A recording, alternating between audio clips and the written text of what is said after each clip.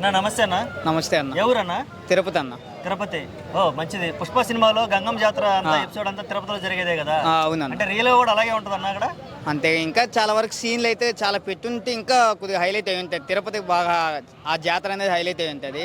So అదేంటంటే ఆమెకి ముందు అలంకారం ఎలా చేస్తారు, సో అక్కడ మెయిన్ రీజన్ అంత ఇదిగా వేషాలు వేసేదానికి కారణాలు ఏంటి, పూర్వం ఎలా జరుగుతుంది, అవన్నీ కొద్దిగా లైట్గా ఒక క్లిప్లా చూపించుంటే ఇంకా బాగుంటుంది. సో ఇంకోటి ఏంటంటే లేడీస్కి మెయిన్ ప్రిఫరెన్స్ ఇచ్చింది అలా గంగమ్మ జాతరలో, అది కొద్దిగా చూపించుంటే బాగుంటుంది. అంతే, ఆమెను ఎలా తయారు చేస్తారు, ప్రతి ఇంటికా నుంచి తలుగులు తాతలు అవేవో ఉంటాయి మా పక్క సాంప్రదాయాలు, అవన్నీ ఒక చిన్న క్లిప్లా చూపించుంటే ఎవరో రష్మిక చేత నుంచి బాగుంటుంది అనే ఒపీనియన్. అంతే. ఓకే, ఇప్పుడు అక్కడ కూడా మామూలుగా నేచురల్ గా మగవాళ్ళు ఇట్లా ఆడవాళ్ళ వేషాలు వేసుకొని తాండవం ఆడతారా? వేస్తారన్న, అది మామూలుగా వేషం అంటారు, గంగమ్మ జాతర వేషం అంటారు. యాక్చువల్లీ కొన్ని ఊర్లో కొన్ని విధాలుగా చేస్తారు. తిరుపతిలో అయితే ఫస్ట్ తిరుపతిలో స్టార్ట్ చేసిన తర్వాత చుట్టుపక్కల ఉన్న అమ్మవార్లు ఉంటారు ఆమె కింద, సో అక్క చెల్లెళ్ళు అలా ఇలా అలాంటి వాళ్ళని బేస్ చేసుకుని దాన్ని అయితే కంటిన్యూ చేస్తూ వెళ్తారు.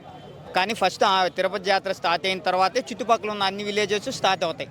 అది సో ఆ వేషం అనేది అదొక కొన్ని కోరికలు కోరుకుంటారు, మగవాళ్ళైనా ఆడవాళ్ళైనా ఎవరైనా కట్టచ్చు. కొంతమంది అయితే ఇప్పటికీ లేడీస్ అయితే తిరుపతిలో బాడీ మీద ఏమీ లేకుండా లైక్ అంతా వేపాకుతోనే అదొక వేషం, ఆ వేపాకుతోనే వస్తారు. లైక్ ఆ డ్రెస్ సెన్స్ ఆమెకు ఆ విధంగా చేయాలని ఒపీనియన్ ఉంటుంది లోపల, కోరిక ఎవరైతే కోరుకుంటారో.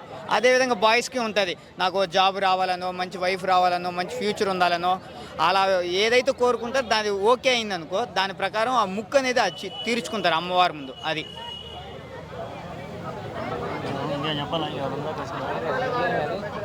ఇప్పుడు ఆ సీన్ ఇక్కడ సినిమాలో పెట్టడానికి. ఓకే అన్న, ఇప్పుడు ఏదైతే సీన్ ఉందో అంటే అమ్మవారికి అంత హై ఎండ్లో బాగా ఎక్సలెంట్గా జాతరలో అల్లు అర్జున్ గారు ఎక్సలెంట్ పర్ఫార్మెన్స్ ఇచ్చిన తర్వాత ఓ ఫైట్ ఓ పాట సీన్స్ అన్నీ ఎలా అనిపించాయి?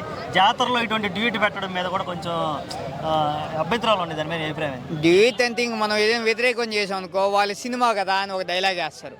కానీ జాతర అన్నప్పుడు ఆ సీన్ వరకే పెట్టి కట్ చేసేస్తున్నారు, ఆ డ్యూట్ లేకుండా. ఓన్లీ గంగమ్మ జాతర, ఆ సరౌండింగ్స్లో పెద్ద పెద్ద వ్యక్తులు ఉన్నారు.